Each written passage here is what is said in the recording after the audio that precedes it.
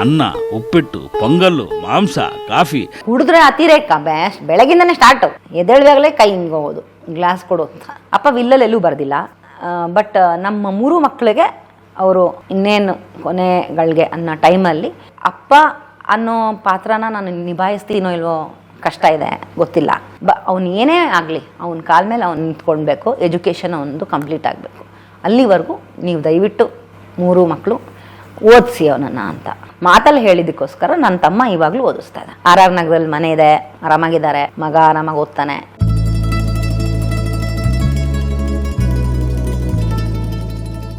ಯಾಕೆ ನೀವು ಕೇಳಿದ್ರಿ ಆಗಲೇ, ಯಾಕೆ ಹೇಳಲಿಲ್ಲ ಪ್ರಪಂಚಕ್ಕೆ, ಅನೌನ್ಸ್ ಯಾಕೆ ಮಾಡಲಿಲ್ಲ ಅಂತ. ಅವ್ರಿಗೇನಿತ್ತು ಅಂದರೆ, ಒಂದು ಬೀಚಿಯವ್ರು ಮಾಡಲಿಲ್ಲ, ಜೊತೆಗೆ ನಾನು ಅನೌನ್ಸ್ ಮಾಡಿದ್ರೆ ನಮ್ಮ ಅಜ್ಜಿನ ಹೆಂಗೆ ನೋಡ್ಬೋದು, ಅಂದರೆ ನನ್ನ ತಾಯಿನ ಹೆಂಗೆ ನೋಡ್ಬೋದು ಸಮಾಜ. ಅದನ್ನು ನಮ್ಮ ತಾಯಿಯ ರಕ್ಷಣೆ is very important for me. ಅವ್ರ ಮರ್ಯಾದೆ ಇಂಪಾರ್ಟೆಂಟು. ಅಲ್ಲಿ ಅಫೇರ್ ನಡೀತೋ, ಈಗ ಅಪ್ಪನೂ 2ನೇದಾದರು ಅನೌನ್ಸ್ ಮಾಡಿದ್ರು.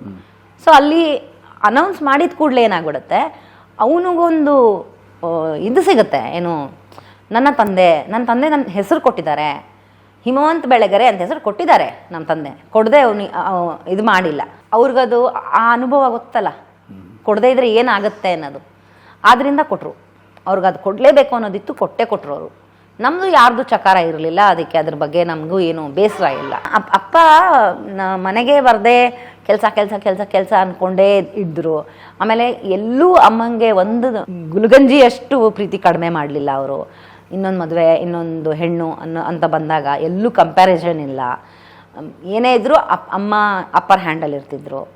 ಅಂದರೆ ನಾಟ್ ಡಿಸಿಷನ್ನು ಆ ಥರದ್ದೆಲ್ಲ ಅಲ್ಲ. ಅವರಿಬ್ಬರನ್ನೂ ಮೀಟೇ ಮಾಡಿಸ್ಲಿಲ್ಲ. ಒಬ್ರನ್ನೊಬ್ರು ಒಡನಾಟಕ್ಕೆ ಅವರು ಬರೋಕ್ಕೆ ಬಿಡಲಿಲ್ಲ. ಅಮ್ಮಂಗೆ ಎಲ್ಲೋ ಹರ್ಟ್ ಆಗುತ್ತೆ, ಹರ್ಟ್ ಅಂತೂ ಆಗಿದೆ, ಅವ್ರಿಗೆ ಹರ್ಟ್ ಆಗಿರೋದು ನಿಜ. ಬಟ್ ನಾವು ಕೇಳಿ, ಅಮ್ಮ ಇದು ಸಾಧ್ಯನಾ, ಇದನ್ನು ಒಪ್ಕೊಂಡಿದ್ಯಲ್ಲ, ನೀ ಹೆಂಗೆ ಒಪ್ಕೊಂಡಿದ್ಯಾ, ನಮ್ಮಿಬ್ರು ಬೈದ್ಬಿಟ್ರು. ನಾನು ಅಕ್ಕ ಇಬ್ಬರು ಎದ್ವಿ, ಅಪ್ಪ ಏನು ಮಾತಾಡ್ತಿದ್ದೀರಾ ಅನ್ನೋ ಥರ. ಅದಕ್ಕೆ ಅಮ್ಮ ಇಷ್ಟೇ, ಅಪ್ಪನಾಗಿ ನಿಮ್ಗೇನಾರ ಮೋಸ ಮಾಡಿದಾರಾ? ಇಲ್ಲ, ಮಾಡಿಲ್ಲ, ಅಷ್ಟೇ ನಿಮ್ಮ ಕೆಲಸ. ಅವ್ರು ನಿಮ್ಗೆ ಒಪ್ಪಿಸ್ಬೇಕಾಗಿತ್ತು. ಆ್ಯಸ್ ಅ ಫಾದರ್ ನಿಮ್ಗೆ ಅವ್ರು ಇನ್ಫಾರ್ಮ್ ಮಾಡಿದ್ದಾರೆ, ಜಾಗ ಖಾಲಿ ಮಾಡಿ. ಇನ್ನೇನಿದ್ರು ನನ್ನ ಅವರ ನಡುವೆ ನಡೆಯುವಂಥ ಮಾತು. ಅಲ್ಲಿ ಏನು ಮಾತಾಯಿತು ನಮ್ಗೆ ಗೊತ್ತಿಲ್ಲ. ಅವ್ರು ಇವಾಗವರೆಗೂ ನಮ್ಮಮ್ಮ ಹೇಳಿಲ್ಲ. ನಾವು ಕೇಳೋದು ಅಮ್ಮನ, ಅಮ್ಮ ಹೆಂಗಮ್ಮ ಒಪ್ಕೊಂಡೆ, ಹೆಂಗೆ ಒಪ್ಕೊಳ್ತೀನಿ ಇದನ್ನು ಅಂತ. ಅವಾಗ ಅವ್ರು ಹೇಳಿದ್ದು, ನಾವು ಪ್ರೀತಿ ಒಬ್ಬನ ಯಾಕೆ ಮಾಡ್ತೀವಿ, ಅವ್ನು ಖುಷಿಯಾಗಿರಲಿ, ಎಲ್ಲಿದ್ದರೂ ಖುಷಿಯಾಗಿರಲಿ ಅಂತ ಪ್ರೀತಿ ಮಾಡ್ತೀವಲ್ವ. ಆಗಲಿ ಬಿಡು, ಇಲ್ಲಿಗೆ ಬಂದಾಗ ಅವ್ರಿಗೇನಾದರೂ ಖುಷಿ ಆಗುತ್ತಾ, ಆಗಲಿ. ಅಲ್ಲಿಗೋದ್ರೆ ಖುಷಿ ಆಗುತ್ತಾ, ಆಗಲಿ, ಪರವಾಗಿಲ್ಲ. ಒಟ್ಟಿನಲ್ಲಿ ಪ್ರೀತಿ ಪಾತ್ರರನ್ನ ನೋಯಿಸಿ ಜುಟ್ಟು ಹಿಡಿದು ಮನೇಲಿ ಇಟ್ಕೊಂಡು ಕೂರಿಸ್ಕೊಳ್ಳೋದು 2 ನಿಮಿಷದ ಕೆಲಸ. ಒಲವು ಇನ್ನೂ ಆ ಕಡೆನೇ ಇರುತ್ತೆ. ಅದ್ರ ಬದಲು ನಾನು ಫ್ರೀ ಬಿಟ್ಬಿಟ್ಟೆ, ಆಯಿತು ಬಿಡಿ ಅಂತ ಅಂದ್ಬಿಟ್ಟೆ ಅಂದರೆ ಕೊನೆಗಳಿಗೆಲ್ಲಿ ಕಾಡಿದ್ದು ಅಪ್ಪಂಗೆ ಅದೇ ಗಿಲ್ಟು. ಇವಳು ನನ್ನ ಒಂದು ಮಾತು ಬೈಲಿಲ್ವಲ್ಲ, ನೋ ಅನ್ನಲಿಲ್ಲ ಇದಕ್ಕೆ, ನನ್ನ ಇನ್ನೊಂದು ಸಂಬಂಧಕ್ಕೆ ಅನ್ನೋದು ತುಂಬ ಗಿಲ್ಟ್ ಕಾಡೋಕ್ಕೆ ಸ್ಟಾರ್ಟ್ ಆಗೋಯ್ತು. ಇಂಥ ಅಂದರೆ ಯಾವಾಗೋ ಹೇಳೋರು, ಭೂಮಿ ತೂಕದೆ ಹೆಣ್ಣು ಇವಳು ಅಂತ. ಆ ಮಟ್ಟಿಗೆ ಒಂದು ಒಬ್ಬನ ಗಿಲ್ಟ್ ತಳ್ಳೋದಿದೆಯಲ್ಲ, ಅದು ದೊಡ್ಡ ಪನಿಷ್ಮೆಂಟು. ಅದಕ್ಕಿಂತ ದೊಡ್ಡ ಪನಿಷ್ಮೆಂಟ್ ಬೇಕಾ? ತನಗೇ ಅರಿವಾಗಬೇಕು ನಾನು ಮಾಡಿದ್ದೆಂಥ ತಪ್ಪು ಅಂತ ಅನ್ನಿಸ್ತು. ಖಂಡಿತ ಅನ್ನಿಸ್ತು. ನನಗೆ ಹೇಳ್ಕೊಂಡ್ರು, ನಾನು ಮಾಡಬಾರ್ದಾಗಿತ್ತು ಈ ಕೆಲಸನ ಅಂತ. ಮಗ ಇದ್ದಾನೆ, ಅವನ ಮೇಲೆ ಪ್ರೀತಿ ಇದೆ, ಅವೆಲ್ಲ ಸರಿ. ಆದರೆ ನಾನು ಈ ಕೆಲಸ ಮಾಡಬಾರ್ದಾಗಿತ್ತು. ಲಲಿತಾಗೆ ನಾನು ಮೋಸ ಮಾಡಿಬಿಟ್ಟೆ, ನಾನು ಮೋಸ ಮಾಡಬಾರ್ದಾಗಿತ್ತು. ಹತ್ಕೊಂಡೆಲ್ಲ ಹೇಳ್ಕೊಂಡಿದ್ದಾರೆ. ಅದೇ that is the greatest punishment ಅಪ್ಪಂಗೆ ಸಿಕ್ಕಿರೋದು. ಸುಮ್ಮನಾಗೆ ಪನಿಷ್ಮೆಂಟ್ ಕೊಟ್ಬಿಟ್ರು, ಸೈಲೆಂಟ್ ಪನಿಷ್ಮೆಂಟ್. ಅದು ಅದರಷ್ಟು ದೊಡ್ಡ ಅನುಭವ ಇದೆಯಲ್ಲ. ಬೈದ್ಬಿಟ್ರೆ ಅನುಭವಿಸ್ಬಿಡ್ಬೋದು, ಹೊಡೆದ್ಬಿಟ್ರೆ ಅನುಭವಿಸ್ಬಿಡ್ಬೋದು, ಸುಮ್ಮನಿದ್ದು ಬಿಟ್ರಂತೂ ಆಗಲ್ಲ. ಮನಸ್ಸಲ್ಲಿ ಏನು ನಡೀತಿದೆ ಏನು ಗೊತ್ತಾಗಲ್ಲ. ಪನಿಷ್ಮೆಂಟ್ ಅಂದರೆ ಅದು ಅತಿರೇಕ. ಏಜು ಇವಾಗ 2ನೇ ಮದುವೆ ಆದಾಗ 50 ಅಲ್ಲ, ಮಗ ಹುಟ್ಟಿದಾಗ 50, ಮದುವೆ ಆದಾಗ ನಾವೆಲ್ಲ ಕಾಲೇಜ್ ಡಿಗ್ರಿ ಫೈನಲ್ ಇಯರ್. ಅಕ್ಕ ಇದರಲ್ಲಿ ಚೆನ್ನೈಯಲ್ಲಿ ಕೆಲಸ ಮುಗಿಸಿ ಇನ್ನು PG ಹೈಯರ್ ಪೋಸ್ಟ್ ಗ್ರ್ಯಾಜುಯೇಟ್ ಅದನ್ನು ಮಾಡಿ ಅವಳು ವಾಪಸ್ ಬಂದಿದ್ಲು. ಸೊ ನಾನಿನ್ನೂ ಕಾಲೇಜ್ ಫೈನಲ್ ಇಯರಲ್ಲಿದ್ದೆ. ಆ ಟೈಮ್ನಲ್ಲಿ ಮದುವೆ ಆಗಿರೋದು. ಬಟ್ ಹಿಮ ಹುಟ್ಟಿದ್ದು 50, ಅಪ್ಪಂಗೆ 50. 51. ಈ ಎರಡು ಕುಟುಂಬದವ್ರು ಭೇಟಿ ಆಗ್ತೀರಾ, ಮಾತಾಡ್ತೀರಿ? ನೋ. ಅಂದರೆ ಭೇಟಿ ಆಗಲ್ಲ, ಬಟ್ ಸಂಬಂಧ ಕಡ್ದಿಲ್ಲ. ಅಂದರೆ ಹೆಂಗೆ ಹೇಳೋದು, ಅಪ್ಪ ವಿಲ್ಲಲ್ಲೆಲ್ಲೂ ಬರ್ದಿಲ್ಲ. ಇವ್ರಿಗೆ ಇದು ಅವ್ರಿಗದು ಅದೆಲ್ಲ ಬರ್ದಿದ್ದಾರೆ, ಅದೆಲ್ಲ ಇದೆ. ಬಟ್ ವಿಲ್ಲಲ್ಲೆಲ್ಲೂ ಓದಿಸ್ಬೇಕು ಅಂತ ಬರ್ದಿಲ್ಲ ಹಿಮನ್ನ. ಬಟ್ ನಮ್ಮ 3 ಮಕ್ಕಳಿಗೆ ಅವರು ಇನ್ನೇನು ಕೊನೆಗಳಿಗೆ ಅನ್ನೋ ಟೈಮಲ್ಲಿ ಹೇಳಿದ್ದುಂಟು. ಸ್ಪಷ್ಟ ಇತ್ತು ಅಂತ ಕೊನೆಗಳಿಗೆ. ಅಂದರೆ ಅವರು ಯಾವಾಗೂ ಹಾಸಿಗೆ ಹಿಡಿದವ್ರು ಅಲ್ವೇ ಅಲ್ಲ. ಹಾಸಿಗೆ ಹಿಡಿದು ಏನೋ ನರಳಾಡಿ ಹೋಗಿದ್ದು ಅಂತ ಏನಲ್ಲ. ಕಾರ್ಡಿಯಾಕ್ ಅರೆಸ್ಟ್ ಆಗಿ ಸಡನ್ ಆಗಿದ್ದದು. ಬಟ್ ಸ್ವಲ್ಪ ವೀಕ್ ಆದರು ಅನ್ನೋ ಟೈಮಲ್ಲಿ ಅವ್ರು ನನಗೆ ಹೇಳಿದರು, ನಮ್ಮೆಲ್ರಿಗೂ ಹೇಳಿದರು, 3 ಜನಕ್ಕೂ. ನನಗೆ ಅವನಿಗೆ 20 ಆದಾಗ ನನಗೆ 80. ಸೊ ಅಪ್ಪ ಅನ್ನೋ ಪಾತ್ರನ ನಾನು ನಿಭಾಯಿಸ್ತೀನೋ ಇಲ್ವೋ ಕಷ್ಟ ಇದೆ, ಗೊತ್ತಿಲ್ಲ. ಮತ್ತು ಏನಾಗುತ್ತೋ ಅಲ್ಲಿವರೆಗೂ ನನಗದು ಗೊತ್ತಿಲ್ಲ. ಅವನು ಏನೇ ಆಗಲಿ ಅವನ ಕಾಲ ಮೇಲೆ ಅವ್ನು ನಿಂತ್ಕೊಳ್ಬೇಕು. ಎಜುಕೇಷನ್ ಅವನದು ಕಂಪ್ಲೀಟ್ ಆಗಬೇಕು. ಅಲ್ಲಿವರೆಗೂ ನೀವು ದಯವಿಟ್ಟು 3 ಮಕ್ಕಳು ಓದಿಸಿ ಅವನನ್ನು ಅಂತ. ಓದಿಸ್ದೇ ಇರಬೇಡಿ, ಮಾತಿಗಷ್ಟೇ. ಮಾತಲ್ಲಿ ವಿಲ್ಲಲ್ಲೆಲ್ಲೂ ಬರ್ದಿಲ್ಲ ಇದನ್ನು. ಮಾತಲ್ಲಿ ಹೇಳಿದ್ದಕ್ಕೋಸ್ಕರ ನನ್ನ ತಮ್ಮ ಇವಾಗಲೂ ಓದಿಸ್ತಾ ಇದ್ದಾನೆ. ಅವನೇ ಫೀಸೆಲ್ಲ ಕಟ್ತಾನೆ, ಅವನೇ ಓದಿಸ್ತಾನೆ. ಏನು ಓದ್ತಾರೆ ಹಿಮ ಅವರು? ಈಗ ಅವನು ನನ್ನ ಮಗಳಿಗಿಂತ 1 ವರ್ಷ ದೊಡ್ಡವನು. ನನ್ನ ಮಗಳು 10ನೇ class, first PU, first 11th.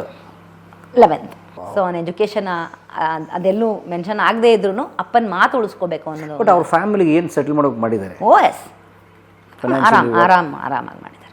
RR ನಗರದಲ್ಲಿ ಮನೆ ಇದೆ, ಆರಾಮಾಗಿದ್ದಾರೆ. ಮಗ ಆರಾಮಾಗಿ ಓದ್ತಾನೆ, ಆರಾಮಾಗಿದ್ದಾರೆ ಅನ್ನೋದು ನಾನು ಹೇಳ್ಬೋದು.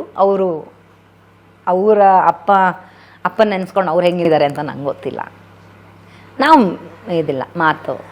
ಈಗ ಪತ್ರಿಕೆಗಾಗಲಿ ಶಾಲೆಗಾಗಲಿ ಬರಲ್ಲ ಅವರು? ಇಲ್ಲ, ಅದಕ್ಕೂ ಇದಕ್ಕೂ ಏನು ಕನೆಕ್ಷನ್ ಕೊಟ್ಟಿಲ್ಲ ಅಪ್ಪ. ಇವತ್ತು ಧೈರ್ಯವಾಗಿ ನಾನು ಯಶೋಮತಿ ಬೆಳಗೆರೆ ಅಂತ ಹೇಳ್ಕೋಬಹುದು, ಧೈರ್ಯವಾಗಿ ನಾನು ಹಿಮವಂತ ಬೆಳಗೆರೆ ಅಂತ ಅವ್ನು ಹೇಳ್ಕೋಬಹುದು. ಬಹುಶಃ ನಿಮ್ಮ ತಂದೆಯವರು ಈ ಕುಡಿತವನ್ನೇನಾದ್ರು ಅವ್ರ ತಂದೆ ಏನು ಕಾಪಿ ಮಾಡಿಬಿಟ್ರ ಅಂತ ಬೀಚಿಯಿಂದ? Beechi was also known for his habit.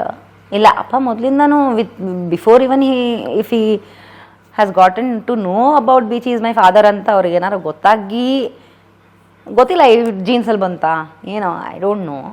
But he did pick up drink. But ಬಿಟ್ಟರೆ ಮಾತ್ರ 5 ವರ್ಷ 6 ವರ್ಷ ಹಂಗೆ ಬಿಟ್ಬಿಡೋದು. ಬಿಟ್ಟಿದ್ದೀರಾ? ಒಂದು ಹನಿ ಮುಟ್ಟಲ್ಲ. ಏನಾದರೂ ಒಂದು ಕೆಲಸ ಅಂತ ತಗೊಂಡೆ, ಇವತ್ತಿಂದ ನಾನು ಕುಡಿಯಲ್ಲ ಅಂತ ಅನೌನ್ಸ್ ಮಾಡಿದ್ರೆ ಅವತ್ತಿಂದ ಅವರು 3 ವರ್ಷ 4 ವರ್ಷ ಕುಟ್ರು ಒಂದು ಹನಿ ಇಲ್ಲ. ಜೋಗಿ ಅಂಕಲ್ ಬರ್ಬೋದು, ಟಿ ಎನ್ ಅಂಕಲ್ ಬರ್ಬೋದು, ನಾಗ್ತಿ ಅಂಕಲ್ ಬರ್ಬೋದು, BR ಛಾಯಾ ಅವರ ಗಂಡ ಪಾಣಿ ಅಂಕಲ್ ಅವ್ರು ಬರ್ಬೋದು. ಅವರೆಲ್ಲ ಕುಡಿತಾ ಕೂತಿದ್ರು. ಬೇಕಾದ್ರೆ ಎಳ್ನೀರು ಕುಡಿತಾರೆ ಹೊರತು ನೋ ಆಲ್ಕೋಹಾಲ್. ಕುಡಿದ್ರೆ ಅತಿರೇಕ. ಬೆಳಗಿಂದನೇ ಸ್ಟಾರ್ಟು. ಎದ್ದೇಳುವಾಗಲೇ ಕೈ ಹಿಂಗೆ ಹೋಗೋದು, ಗ್ಲಾಸ್ ಕೊಡು ಅಂತ. ಸೊ ಎಲ್ಲ ಅತಿರೇಕ, ಎಕ್ಸ್ಟ್ರೀಮ್ಸ್, ಎಲ್ಲದು ಬಿಹೇವಿಯರಿಂದ ಹಿಡಿದು ಪ್ರತಿಯೊಂದು ಎಕ್ಸ್ಟ್ರೀಮ್ಸು. ಅವರು ಪ್ರಿಡಿಕ್ಟೇ ಮಾಡೋಕ್ಕಲ್ಲ. ಇದಕ್ಕೆ ಯಾರು ಬೈತಾರೆ ಅದಕ್ಕೆ ಬೈಸ್ಕೊಂಡಿರ್ತೀವಿ, ಇದು ಗ್ಯಾರಂಟಿ ಬೈತಾರೆ, ಸರಿಯಾಗಿ ಬೈತಾರೆ ಅಂದರೆ ಅಷ್ಟೇ ತಾನೇ ಅಂತ. ಎಲ್ಲ ಉಲ್ಟಾ, ಪ್ರಿಡಿಕ್ಟೇ ಮಾಡೋಕ್ಕಾಗ್ತಿರ್ಲಿಲ್ಲ ಅವ್ರನ್ನ. ನಾನು ನಿದ್ದೆ ಮಾಡಿದಾಗ, ನಾನು ಮೈ ಮರೆತಾಗ ಈ ಪ್ರಪಂಚ ನನ್ನನ್ನು ಬಿಟ್ಟು ನನಗಿಂತ ಮುಂದಕ್ಕೆ ಹೋಗ್ಬಿಡುತ್ತೇನೋ ಅಂತ ಹೆದರಿಕೆ ಆಗುತ್ತೆ. ಅದು ಸಂಯುಕ್ತ ಕರ್ನಾಟಕದ ಹೇಳ್ತಿದ್ರಿ. ಸೊ ಈಗ ಟೀಚಿಂಗ್ ಜಾಬ್ ಹೋಗ್ಲಿಲ್ವ ಅವರು? ಅಲ್ಲ, ಟೀಚಿಂಗ್ ಹೋದ್ರು. ಅದಾದ್ಮೇಲೆ ಏನಾಯ್ತು, ಅಲ್ಲಿ ಬಿಟ್ರು ಕೆಲಸನ. ಟೀಚಿಂಗ್ ಕೆಲಸನೂ ಅವರು ಬಿಟ್ಬಿಟ್ರು. ಬಿಟ್ಟಾದ್ಮೇಲೆ ಅದೇ ಆವಾಗ ಒಂದು ಸಂಘ ಎಲ್ಲ ಕಟ್ಕೊಂಡ್ರು. ಏನಂದು ಪ್ರಜಾಜಾಗೃತಿ ಸಂಘ ಅಂತ. ಇದಿದೆ 5 ಜನ, ಅದ್ರಲ್ಲಿ ನಮ್ಮಮ್ಮನೂ ಸೇರಿ. ನಮ್ಮಮ್ಮನೂ ಸೇರಿ 5 ಜನ. ಆ ಪ್ರಜಾಜಾಗೃತಿ ಸಂಘದಲ್ಲಿ ಅಮ್ಮನೂ ಸೇರಿದ್ರೆ 5 ಜನ ಹಂಗಿದ್ರು. ಅವ್ರದ್ದು ಏನಿಲ್ಲ ಕೆಲಸ. ಈಗ ನೀವು ಗೌರ್ಮೆಂಟ್ ಆಫೀಸಲ್ಲಿ ಕೆಲಸ ಮಾಡ್ತಾ ಇದ್ರೆ ಹಿಂದ್ಗಡೆ ಬೋರ್ಡ್ ಇಟ್ಕೊಂಡು ನಿಂತ್ಕೊಳ್ಳೋದು, ನಾನು ಲಂಚ ತೆಗೆದುಕೊಳ್ಳುವುದಿಲ್ಲ ಅಂತ ಬೋರ್ಡ್ ಹಾಕೊಂಡು ಇಟ್ಕೊಂಡು ನಿಂತ್ಬಿಡೋದು. ಆ ಎಂಪ್ಲಾಯ್ ಹಿಂದೆ ಯಾರೋ, ಉದಾಹರಣೆಗೆ ಯಾರೋ ಒಬ್ಬ ಗೌರ್ಮೆಂಟ್ ಕಂದಾಯ ಇಲಾಖೆ ಕ್ಲರ್ಕ್, ಅವ್ನು ದೊಡ್ಡ ಇದು ಲಂಚಕೋರ, ಅವನ ಹಿಂದೆ ಬೋರ್ಡ್ ಇಟ್ಕೊಂಡು ನಿಂತ್ಬಿಡುದು. ಸರ್ ಏನ್ ಸರ್ ಈಗಿನ ಕಾಲದಲ್ಲಿ ಹಿಂಗ ಬೋರ್ಡ್ ಎಲ್ಲ ಇಟ್ಕೊಂಡು ಒಬ್ರನ್ನ ನಿಲ್ಸ್ಕೊಂಡು, ಸರ್ ನಿಮ್ಮಂತವ್ರಂತೂ ಇರ್ಲೇಬೇಕು ಸರ್. ಅವನೇನು ಹೇಳಂಗಿಲ್ಲ ಬಿಡಂಗಿಲ್ಲ, ಇಸ್ಕೊಳಂಗಿಲ್ಲ ಬಿಡಂಗಿಲ್ಲ, ಫೈಲ್ ಪಾಸ್ ಆಗ್ತಾ ಇರ್ಬೇಕಷ್ಟೇ. ಅವನ ಕೆಲಸ ಬೆಳಗ್ಗೆ ಅವ್ನು ಬಂದ ಕೂಡಲೇ ಅವನ ಹಿಂದೆ ನಿಂತ್ಕೊಳ್ಳೋದು, 6 ಗಂಟೆವರೆಗೂ ಹೋಗಲ್ಲ. ಬೈಯಂಗಿಲ್ಲ, ಅನ್ನಂಗಿಲ್ಲ, ಪ್ರತಿಭಟನೆ ಇಲ್ಲ, ಧರಣಿ ಇಲ್ಲ. ಅದೇ ಆಮೇಲೆ BBMPಗೆ ಕಳ್ಸೋದು ಏನೋ ಲೆಟ್ರು. 15 ದಿವಸದೊಳಗಡೆ ಬಳ್ಳಾರಿ ತಿಪ್ಪೆಗುಂಡಿ ಹಂಗಿತ್ತು. 15 ದಿವಸದ ಒಳಗಡೆ ಏನಾದರೂ ಈ ಜಾಗ ಈ ಮೂರು ಬೀದಿ ತಿಪ್ಪೆ ಎತ್ತಿಲ್ಲ ನೀವು ಅಂತಂದರೆ ಅದ್ರ ಪರಿಣಾಮ ನೀವು ಅನುಭವಿಸ್ತೀರಾ ಅಂತ ಒಂದು ಲೆಟ್ರ್ ಕಳ್ಸೋದು. ಅವ್ರು ಏನು ಮಾಡ್ತಾರೆ ಬಿಡು ಅಂತ ಫಸ್ಟ್ ಎಲ್ಲ ಪ್ರಜಾಜಾಗೃತಿ ಫುಲ್ ಬೂಮಲ್ಲಿ ಬರೋಕ್ಕಿಂತ ಮುಂಚೆ ಎಲ್ಲ ಏನು ಮಾಡ್ತಾನೆ ಬಿಡೋನು ಅಂತ ಯಾವುದೋ ಒಂದು ಲೆಟ್ರು ಡಸ್ಟ್ಬಿನ್ಗೆ ಹಾಕು ಅಂತ. ಹಂಗೆ 3 ವಾರ ಟೈಮ್ ಕೊಟ್ಟು 15 ದಿವಸ ಟೈಮ್ ಕೊಟ್ಟಾಗ 15 ದಿವಸದಲ್ಲಿ ಆ ಮನುಷ್ಯ ಮಾಡಿದನ ನೋಡೋದು. ಮಾಡಿಲ್ವಾ ಇವರು ವೇಟ್ ಮಾಡೋದು, ಪರವಾಗಿಲ್ಲ ನಮಗೆ ಖರ್ಚಾಗಲಿ 5 ಲಾರಿ ತರಿಸೋದು. ಇವಾಗ ಮಾಡ್ತಾ ಇದ್ದಾರೆ ಸಿದ್ದರಾಮಯ್ಯನವರು, ನಮ್ಮಪ್ಪ ಅವಾಗಲೇ ಮಾಡಾಕ್ಬಿಟ್ಟಿದ್ದಾರೆ. ಮನೆಗಳ ಮುಂದೆ ಹಾಕ್ತಿರ್ಲಿಲ್ಲ. BBMP ಆಫೀಸ್ ಅವ್ರು ಎಲ್ಲ ಸ್ಟಾಫು ಒಳಗಡೆ ಹೋಗೋರ್ಗು ಕಾದಿದ್ದು ಅವ್ರ ಆಫೀಸ್ ಮುಂದೆ ಅಷ್ಟು ತಿಪ್ಪೆ ಬಿಸಾಕ್ಬಿಟ್ಟು ಬಂದ್ಬಿಡೋದು. ಅವ್ರು ಇದರಿಂದ ಹಿಡ್ದು ಎಲ್ಲ ಇರೋದು, ಕೂತ್ಕೊಳ್ರಿ ವಾಸನೆ ಅನುಭವಿಸ್ರಿ ನೀವು ಅಂತ.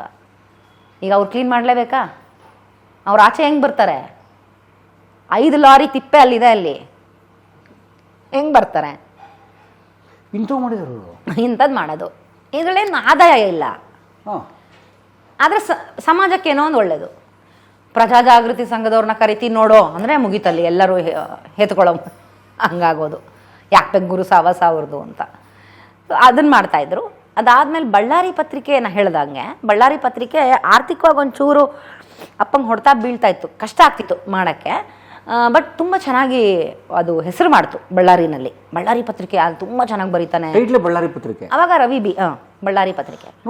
ನೋಡಿ ಎಂತ ಆಶ್ಚರ್ಯ ವಿಚಾರ ಅಂದರೆ ಬಳ್ಳಾರಿ ಬಳ್ಳಾರಿ ಪತ್ರಿಕೆ ಮಾಡಿದ್ದಾರೆ, ಬೆಂಗಳೂರು ಬಂದಾಗ ಹಾಯ್ ಬೆಂಗಳೂರು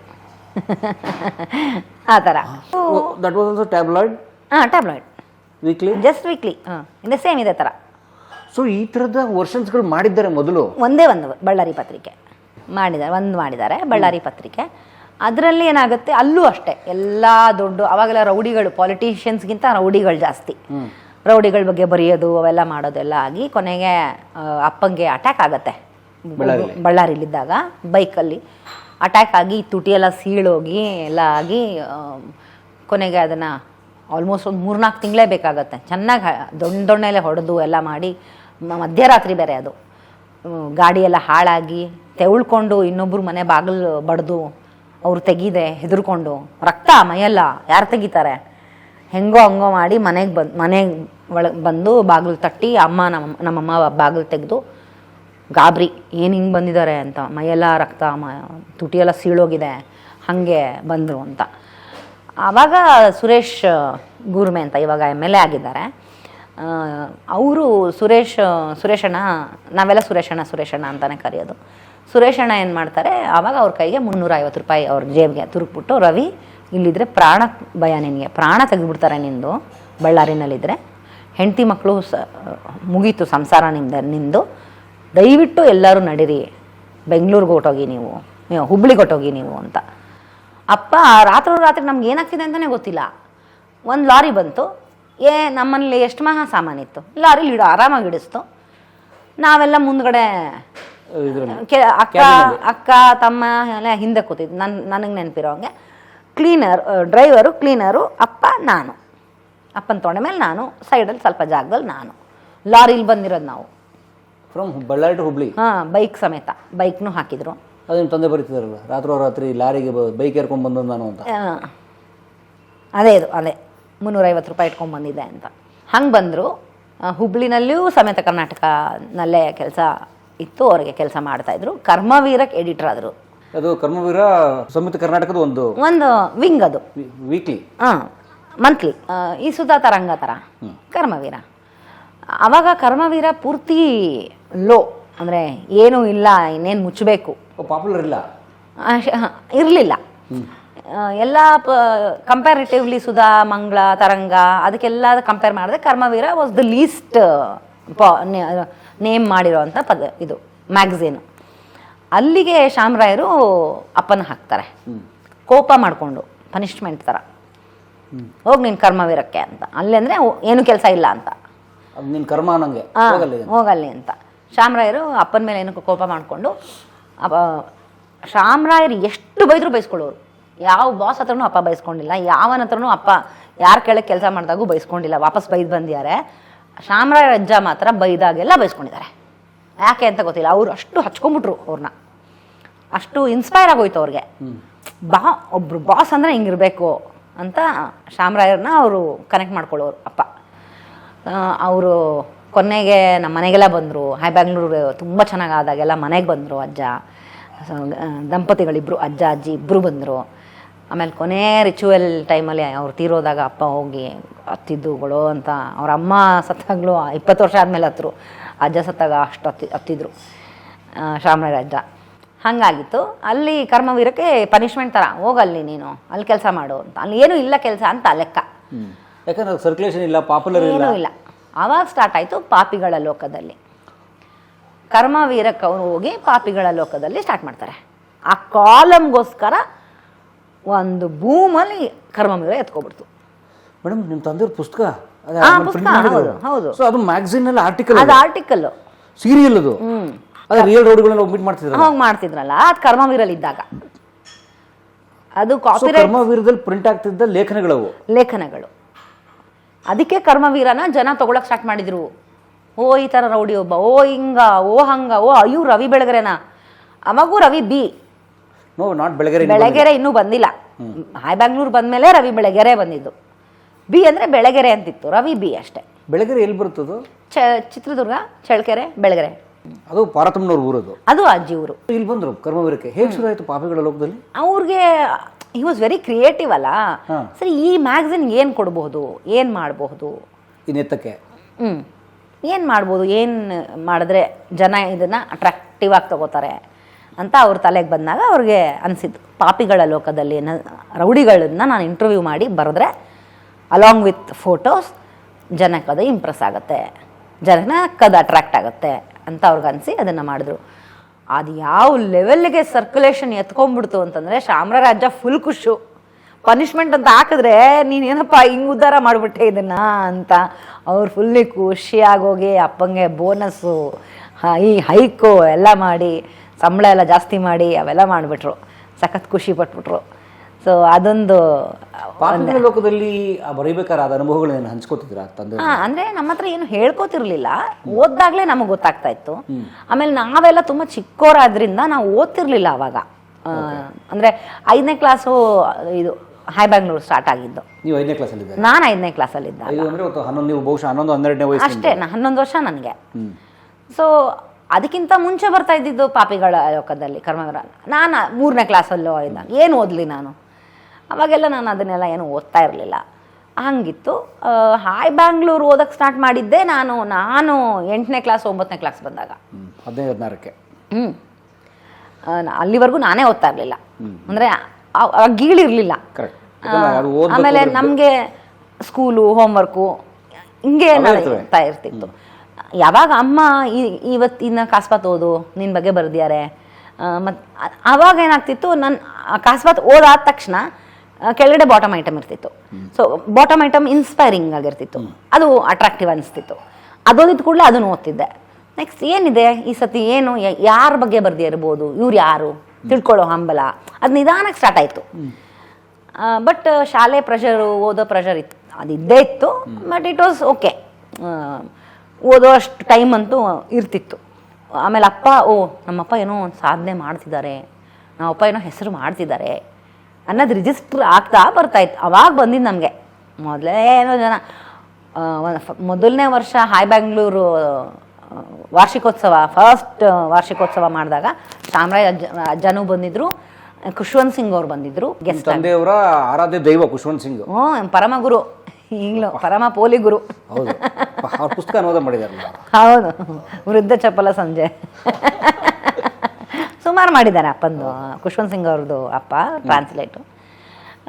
ಸೊ ಹಾಗಾಗಿ ಅವರೆಲ್ಲ ಬಂದಿದ್ರು. ನನಗವಾಗ ಜನ ಸಾಮ್ರಾಜ್ಯ, ಏನು ಜನ ಅಂದರೆ ಜನ. ಐ ಥಿಂಕ್ ರವಿಚಂದ್ರನ್ ಅವರು ಬಂದಿದ್ರು ಅನ್ಸುತ್ತೆ. ರವಿಚಂದ್ರನ್ ಅವರೇ ಹೇಳಿದ್ದು ಅನ್ಸುತ್ತೆ. ಎಲ್ಲ ರವಿಚಂದ್ರನ್ ಅವ್ರ ಹತ್ರ ಹೋಗೋದು ಬಿಟ್ಟು ಎಲ್ಲ ರವಿ ಬೆಳಗೆರೆ ಹತ್ರ ಬಂದಿದ್ರು.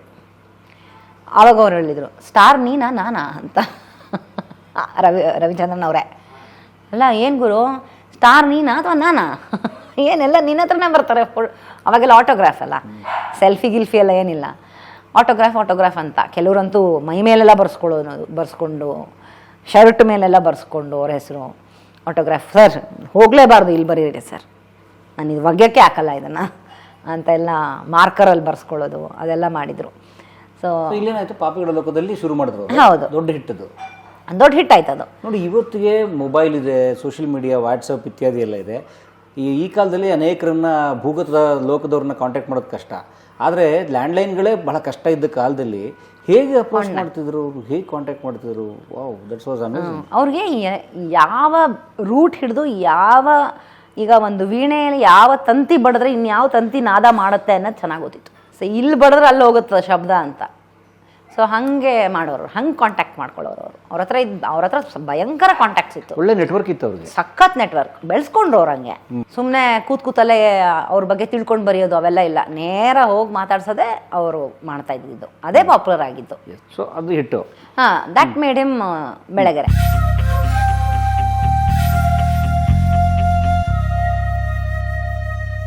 ಎಲ್ಲರೂ ಕಲಾ ಮಾಧ್ಯಮ ಮನೆ ಮಾತಾಗಿರುವಂಥದ್ದು ಯೂಟ್ಯೂಬ್ ಚಾನಲ್ಲು. ನಮ್ಮ ಮನೆಯಲ್ಲಿ ನನ್ನ ಗಂಡ ಟಿವಿ ಆನ್ ಮಾಡಿದ್ರೆ ಕಲಾ ಮಾಧ್ಯಮ ಹಾಕೊಳ್ಳೋದು, ಯಾಕಂದ್ರೆ ಅಷ್ಟು ಇನ್ಫಾರ್ಮೇಶನ್ಸ್ ಇರ್ತವೆ.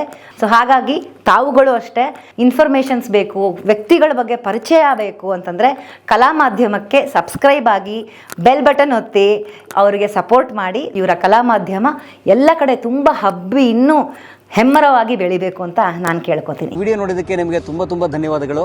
ಪುಸ್ತಕಗಳನ್ನು ಓದು ಮನಸ್ಸನ್ನು ಅರಳಿಸುತ್ತೆ, ಬುದ್ಧಿಯನ್ನು ಚುರುಕು ಮಾಡುತ್ತೆ, ಕಾಣದ ಹೊಸಲೋಕವನ್ನು ಪರಿಚಯಿಸುತ್ತೆ. ಹಾಗಾಗಿ ಓದುವ ಸಂಸ್ಕೃತಿ ಹೆಚ್ಚಾಗ್ಲಿ. ಧನ್ಯವಾದ.